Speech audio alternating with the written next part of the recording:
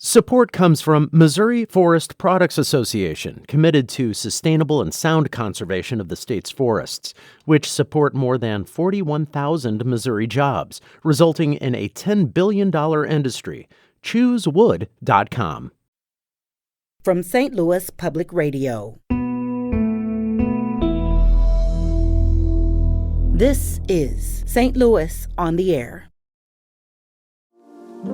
So when you actually look at your watch or you look at like your phone, there's a crystal in it. And the reason is because it actually streamlines the energy inside of that particular contraption.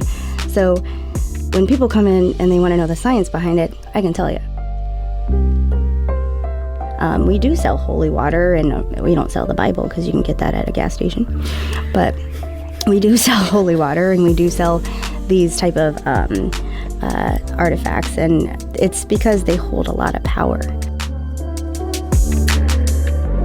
Happy Halloween.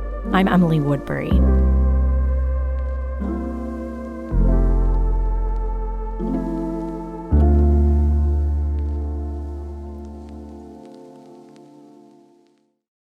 October is often referred to as the season of the witch, but for a growing number of people, witchcraft is a year-round practice. Witchcraft is on the rise, particularly for a young and predominantly U.S.-based community of Black, Latinx, and diaspora practitioners.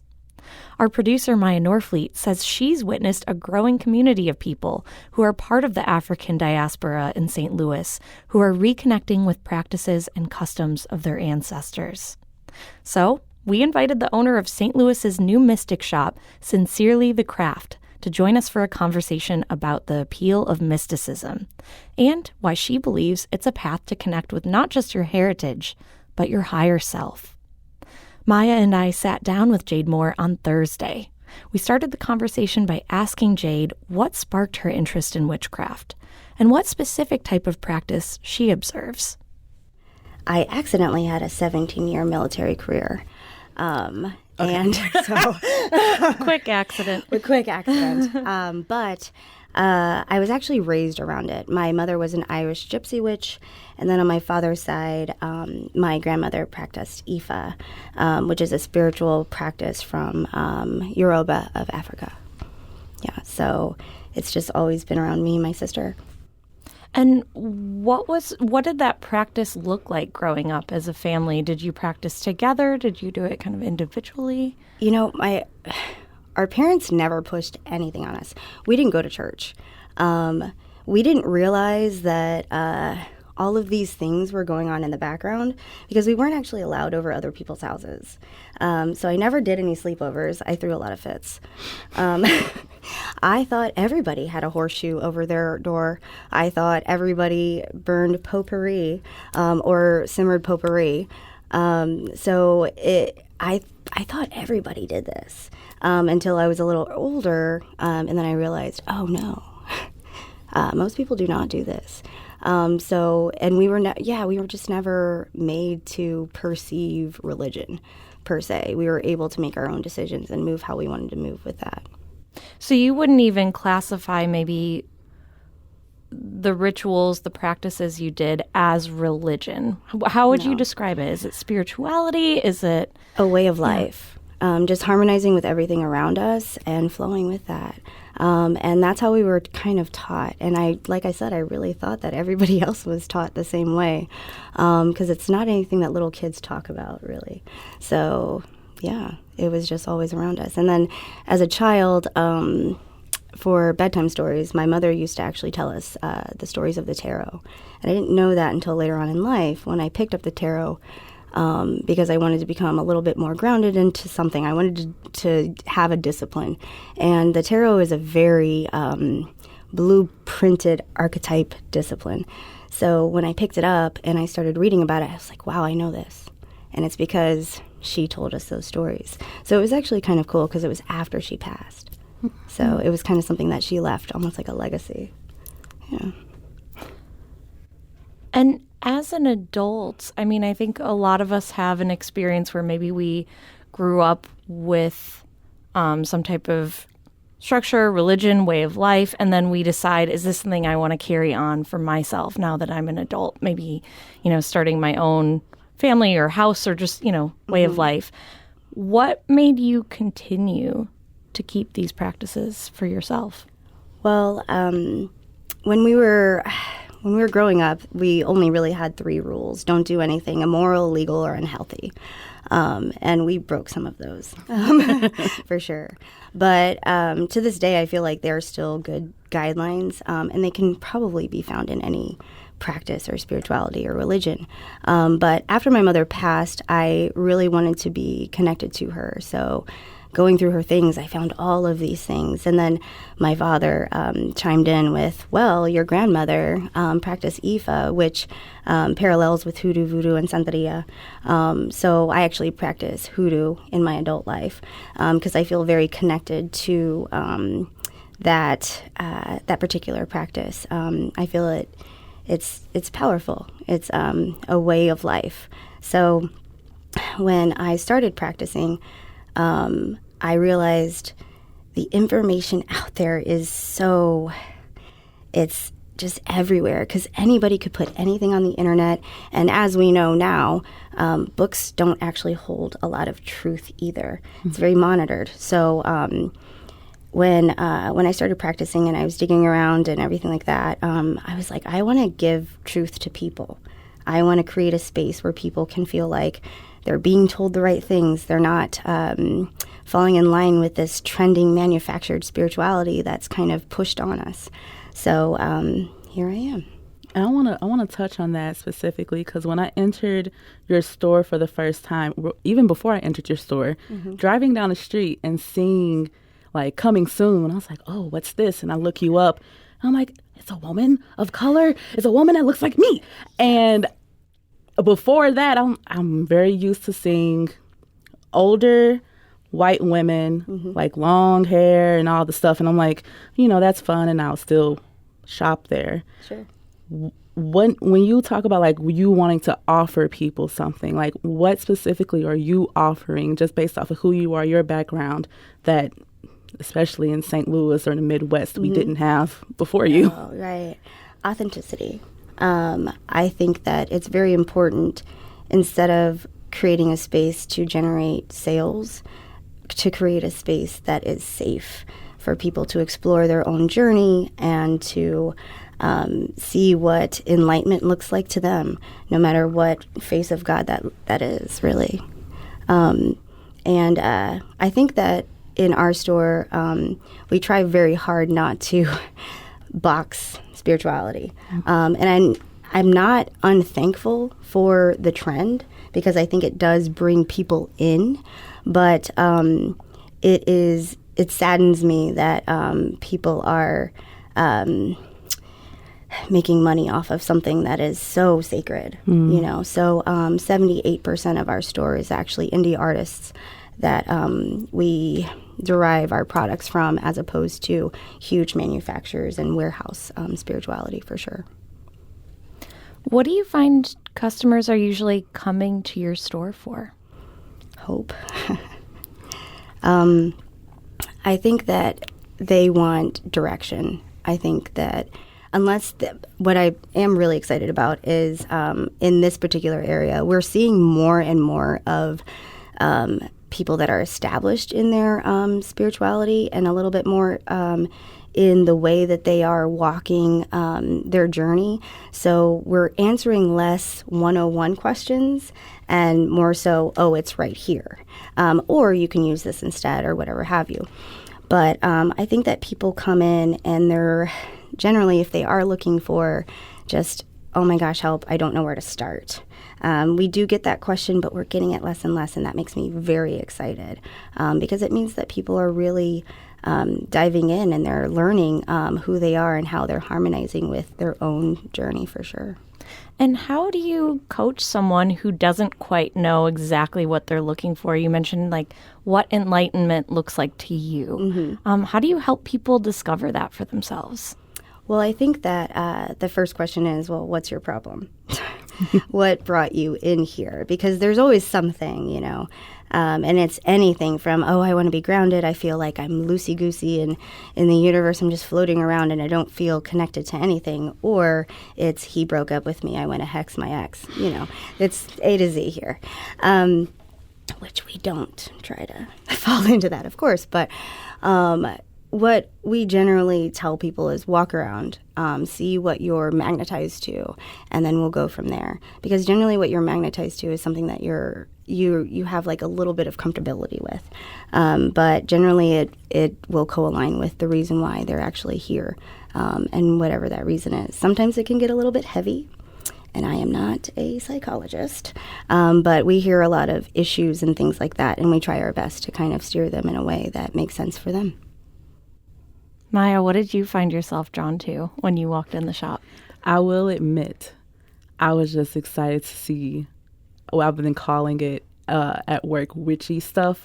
I've been cussing and saying witchy shit like yes. That immediately drew me. Mainly because, I don't know if I told you this, you opened up this location in my neighborhood. I grew up there. And my mom literally lives like 3 blocks down the street. So for me, I'm like, I've seen my neighborhood change, for almost 33 years of people coming in, leaving, buildings being vacant forever. Then all of a sudden, boom, there's stuff there. And your establishment, your shop is, in my opinion, very different from everything else that's up and down Locust, in that just like the product that you are offering, as well as like you mentioned, it's more local or indie instead of just like, here's a box of crystals, pick something up, Right. We try. But we were actually in Belleville for 4 years, so we were across the river. So we had kind of generated a following there. But what we saw happen, especially during COVID, and when people were picking up things and ordering things and we were shipping out things, there were a lot of people coming from St. Louis. And I think it is because we offer more of the African spirituality, more of the Indian spirituality and everything like that. So we decided we wanted to be more accessible. So that's why we're here. And that's something that, already like looking through the windows, I'm like, that looks cool. But when I got to the section that have the orishas, I was like, what? I could only find stuff like that, information, items to make an altar online. So to see it right in front of me, and like I said, down the street from where I grew up, I was extremely hyped. Can you share more, like, for folks who are like, what's that? Share more about that. So the Orishas fall in line with the Yoruba religion of Ifa, as well as Hoodoo, Voodoo, and Santeria. It came over from the slave trade. And then, of course, Hoodoo was originated in Louisiana because that was a stop, right? So that's kind of like a parallel to it. Unfortunately, you can't find very many stores, like you said, that offer these things in person. And I feel like it's so important. Especially in St. Louis. We are so black and brown here. So to be able to see people like yourself light up, it is so joyous for us, especially for myself, because I also was not able to find anything like this. So I wanted to make it my mission to have these African-centric religious types and items available for everyone and make them affordable as well. So we don't jack up the prices or anything like that, like you may see out there in the field, because it's very important to me for people to be able to celebrate their spirituality accessibly and joyfully, and not have to do it with their head hanging low when they're leaving, So it's an exciting thing to see people come in and they get so excited about it. And I have to say, I have never seen more black men come into our shop in Belleville. That didn't happen. So it is so amazing to see these spiritual men come in, and it's just an amazing thing. Would you say that having your store and what it sells, it being metaphysics or witchy, how it's usually received. Like you said, you were in Belleville at first, in a Midwestern area, because I think, for me growing up here, for sure, it's like I'm very used to Baptist church, and I even remember my mom didn't want me reading Harry Potter because that freaked her out. Yeah. So, like, have you ever had to, like, come across people being like, ew, why do you have this here? Yes. Tell me about that. So many. People come in and grab their pearls and run out all the time. Or they'll come in and they want to. I mean, it's not really all the time. I can also honestly say that. We don't have it too often, especially here. In Belleville, it was a little bit more. But we were also a couple of blocks away from a church as well. But it's not as often as people might perceive. And I think that it's because of all of the trends that are out there, the yoga trends that are like, oh, crystals and yoga mat spray and all of this. So I think that that's kind of alleviating some of the pressure from the real practitioners that are able to come in and actually get, I'm not going to say real spiritual items per se, but real spiritual items. More like, authentic. Yes, more authentic, like the actual root work and the curios and the conjure items and the things that derive from the orishas as well.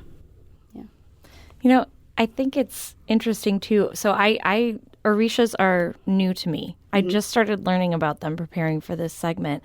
And I saw several websites that actually compared them to Catholic saints. And I thought that was really interesting because St. Louis is a Catholic town, and there might be more connection there than people realize. Right. So the reason why that is because when the slave trade happened, the cattle trade, when they brought over slaves, obviously the masters did not allow the slaves to practice their own religion. So they said, here's the Bible, particularly Psalms, and here are our saints. So they basically took these saints and they said, this orisha matches with this saint, and this orisha matches with this saint. So it's synchronized. So that's why there's a lot of Bible passages that are integrated into the Ifa practice and religion, and hoodoo, voodoo, and santeria. It's because they had to hide it. So they hid behind the saints and they hid behind the Bible. But, I mean, the Psalms book ain't nothing but a spell book. So, yeah, there's a lot of that. You'll see a lot of that. One of the biggest reasons how I even personally got into, metaphysics, witchcraft, what have you, is when I first learned myself about the orishas. And I've always knew, like we were talking about the history of the transatlantic slave trade and people, Black people, people of African descent being stripped of their culture and their ways of worship and honoring their ancestors, and even not just Black people, but even like Native Americans or indigenous peoples, and how it gets branded. All of that gets branded as evil, or you're a witch and you're going to get prosecuted if you keep doing it one way or another. That is, for me, the biggest thing, is reconnecting to culture that has been lost over generations. Right, and it should be protected and it should be celebrated and not pushed down. I think that people protect this umbrella of Christianity and Catholicism so hard, and they fall right in line with perceiving anything that is not that as being evil, whereas the tradition and the spirituality of Ifa, hoodoo and voodoo and santeria, it's to live harmoniously. It's to perceive spirit in all things. There is only one God, but we're not praying to rocks or the rain, but we pray to the creator of, and so we're able to feel interconnected with everything around us. And when you feel interconnected with everything around you, you're living that flow in that spirit. And in order to, when you're doing that, you're able to feel interconnected to your bloodline and to your ancestors. And that allows you to commune with your ancestors. If you can commune with your ancestors, with your bloodline, especially my Black and brown people, that means that you can commune with your higher self. And when you can do that, you are unstoppable. So in order to feel all of that power behind you, I think it's so beautiful and it's so important. And it saddens me to ever even conceive that this is considered evil when it's really not. It's the opposition of. Not that long ago, we had a segment that we produced about the death positive movement. And one of our guests, Eileen, shared with us her practices as a Latino woman. Mm-hmm. And there's a festival, she was teaching about, Day of the Dead and mm-hmm.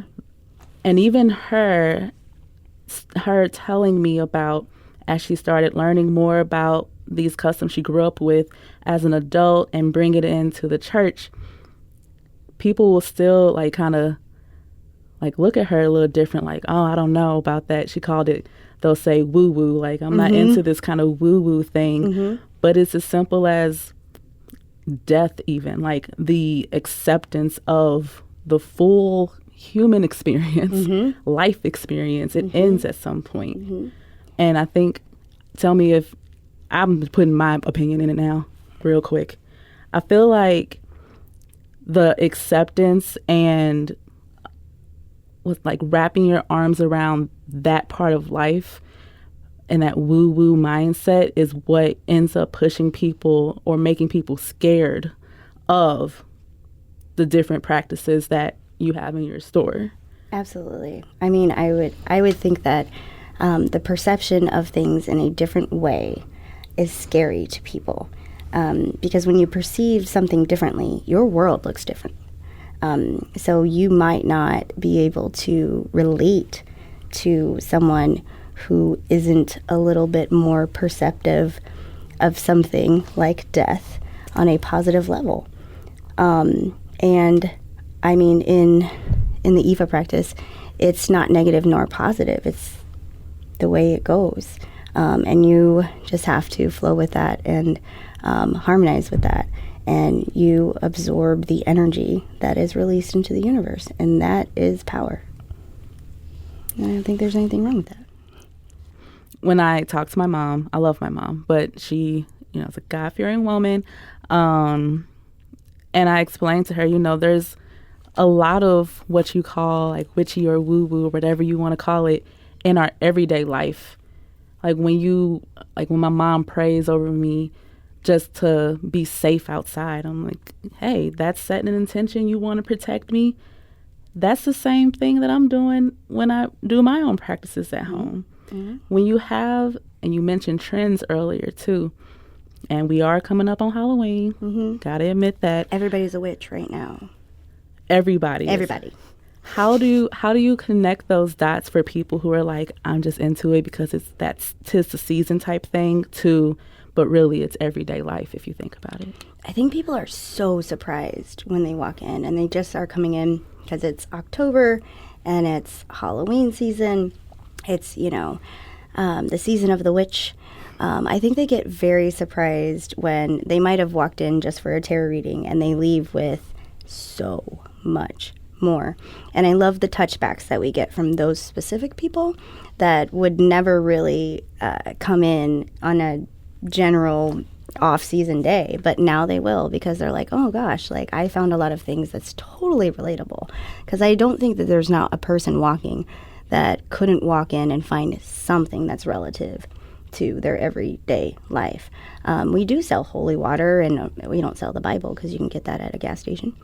But we do sell holy water, and we do sell these type of artifacts, and it's because they hold a lot of power.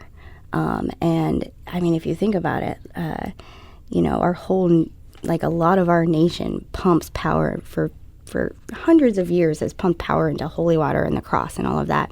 So this power that it holds, it works when you're actually trying to do work, for sure. And that's what it's all about, really. So I think that, everybody walks with some type of intention, especially Christians and Catholics and all of that, the things that they're doing, lighting their candles and leaving their offerings and taking the body of Christ, and all of that. And I'm not making fun of it at all. But I am saying that we're no different. We're talking about the rising popularity of witchcraft this hour with Jade Moore. She's the owner of St. Louis's new mystic shop, Sincerely the Craft. Jade, I'd like to hear you talk a little bit more about the practice of ritual, because as someone who grew up Catholic and now kind of practices certain rituals that I feel help myself, psychologically help myself. Sometimes, I think we hear about, oh, there's a shop with crystals and people think those crystals are magical. And maybe they do, but also maybe that crystal to them, they perform a ritual with it and then they carry it with them and it reminds them of something they want to keep in their heart, in their spirit. And that can be really powerful to some folks. Yeah, completely. So you spoke on crystals, and that is a totally different subject. And I have to say that because crystals do harbor the highest density of energy scientifically in our world. So when you actually look at your watch or you look at like your phone, there's a crystal in it. And the reason is because it actually streamlines the energy inside of that particular contraption. So when people come in and they want to know the science behind it, I can tell you. But when we're talking about rituals specifically, when you are working with your hands and you're doing something with such intention and purpose and you're actually doing something physical, it takes a lot off of your anxious mind, because now you can see it, now you can feel it, now you are doing something with it, and wherever your attention is going, that's where your purpose is flowing. So it's a lot easier to put something in a jar, right? It's much like having a lucky coin. You don't have to feel anxious about something that you might be walking into, like maybe you're walking into a radio show and you have your lucky coin. So you're like, that takes the edge off because that will make me feel a little bit better. There's no different. Like people have lucky socks when they go to games and all of this stuff, and it makes them feel luckier. And I think that the power in that, it's all about manifestation, and it's all about, tricking your brain into thinking that you have divine control over things. And the truth is you do. If you're stinking thinking, then stinking things are going to happen to you. So if you're doing something to combat that, you're not just doing a ritual, you are changing your mind and you're changing the perception of the world in your eyes, so things look different, so you act different, because you know that things are going to be good because you've did this thing or you've done this thing. And especially when you have placed all this energy in a ritual and you've got the right herbs and you've got the right crystals and you've got the right oils and all of this, it feels like you can take some of the edge off of the hope factor, because every human being likes to feel like they are in control of most of the things that they're doing. So this kind of gives them an edge. And there is actually scientific research. In the research, I don't think it mentioned manifestation specifically, but research, there was a 2010 study that showed that Lucky Charms can be effective in promoting good outcomes. And I think, it got to a lot of what you just mentioned there about it's all about your mindset when you're going into it and your intent. Mm-hmm. I think that with Lucky Charms or even any ritual that you do, you really do act different. You act like it's already done. And when you act like it's already done, then you are doing things that come after the done product. And when you do that, everybody around you believes it's done. And so it's done. I know I just talked in circles, and I'm sorry about that. But it makes sense. Mm-hmm. You see it and you believe it, and so you do it. Mm-hmm. You mentioned how having the shop here in St. Louis, which is recent, several months ago you moved in, right? And you were in Belleville before. And you mentioned how it is a little bit different now being in St. Louis. I'm curious, what are some common misconceptions about what you do, what you offer that you'd love to kind of clarify for folks? Well, we don't sacrifice babies. Oh, gosh. No one's ever said that to you, right? Yes.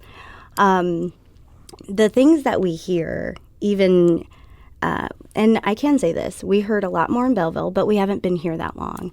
But the things that we hear sometimes are like, really?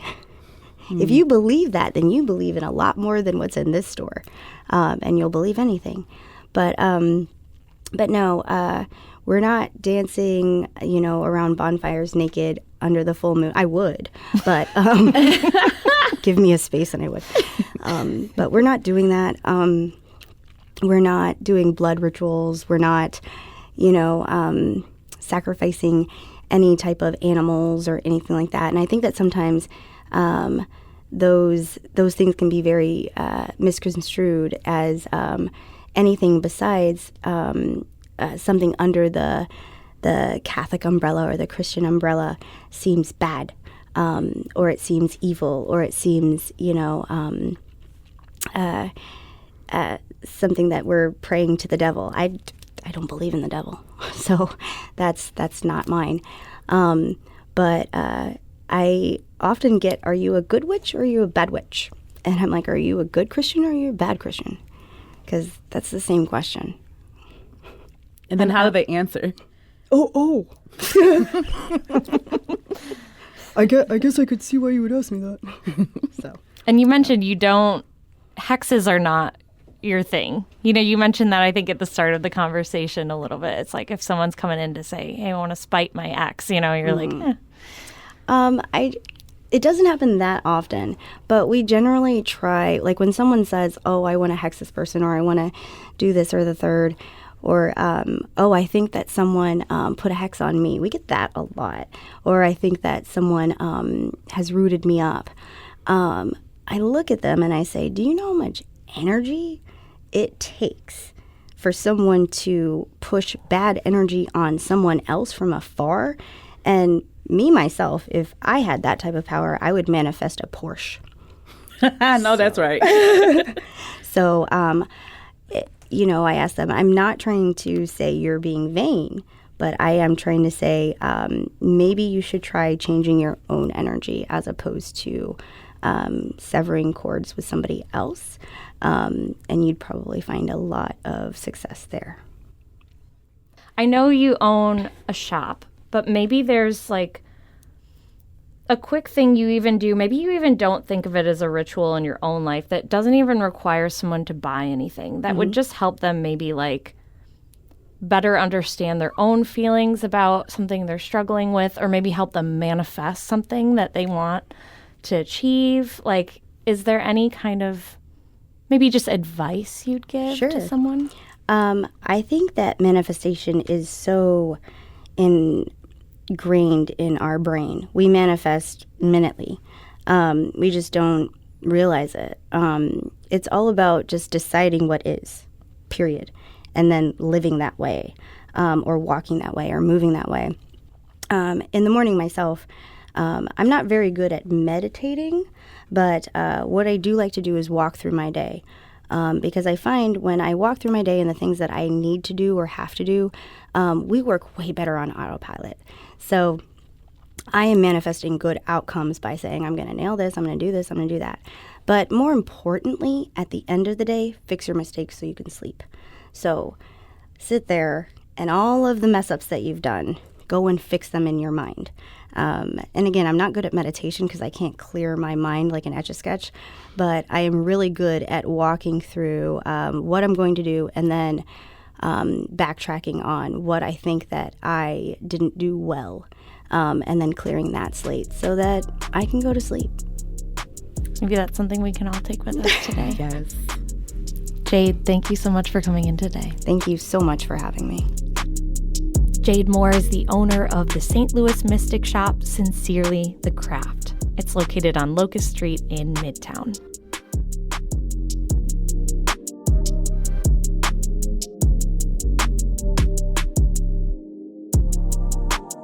This episode was produced by Maya Norfleet and Emily Woodbury.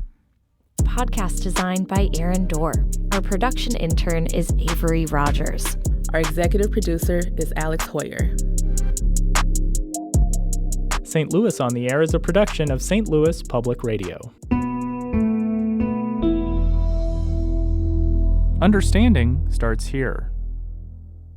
Our podcast proudly supports St. Louis artists by using music from Life Creative Group. Do you find yourself regularly listening to episodes of St. Louis on the Air? Suggest us to a friend you think might enjoy our conversations, and leave us a review and rating on Apple Podcasts on the App Store. It's the simplest way to help people discover our show. Thank you. St. Louis Public Radio is a member-supported service of the University of Missouri St. Louis.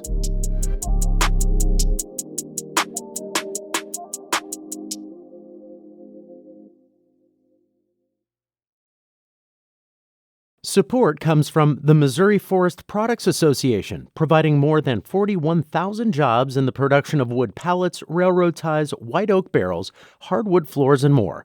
Details at choosewood.com.